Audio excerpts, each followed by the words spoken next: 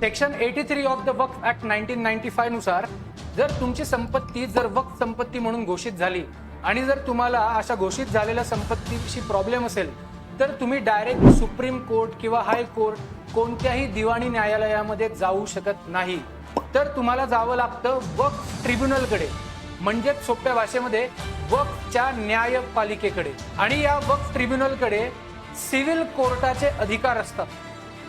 तुम्हाला माहितीये या वक्फ ट्रिब्युनलमध्ये न्याय देण्यासाठी न्यायाधीश किंवा सदस्य कोण असतात?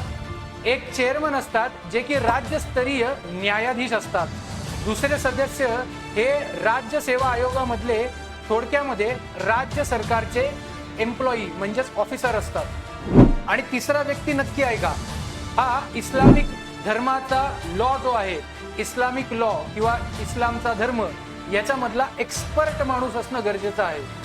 टाइम्स ऑफ इंडियाच्या डेटानुसार आत्ताचे सदस्यांची नावं सांगतो. अब्दुल सलीम अहमद हुसेन शहापुरे हे चेअरमन आहेत. खलीद अरब हे दुसरे सदस्य आहेत आणि मोहम्मद इक्बाल हुसेन हे तिसरे सदस्य आहेत. म्हणजेच सर्व सदस्य हे मुसलमान आहेत.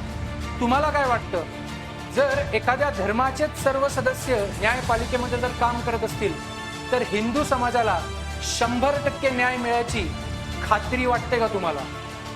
आत्ताच माननीय केंद्र सरकार हे या कायद्यामध्ये बदल करून या सदस्यांमध्ये इस्लामिक लॉ एक्सपर्ट असायलाच पाहिजे हा धर्माचा जो क्लॉज आहे हा काढून टाकणार आहे. म्हणजेच याच्यानंतर एखाद्या धर्माचाच व्यक्ती न्यायाधीश असला पाहिजे असं क्लॉज काढून टाकण्यात येईल. तुम्हाला काय वाटतं, सरकार योग्य करत आहे का नाही?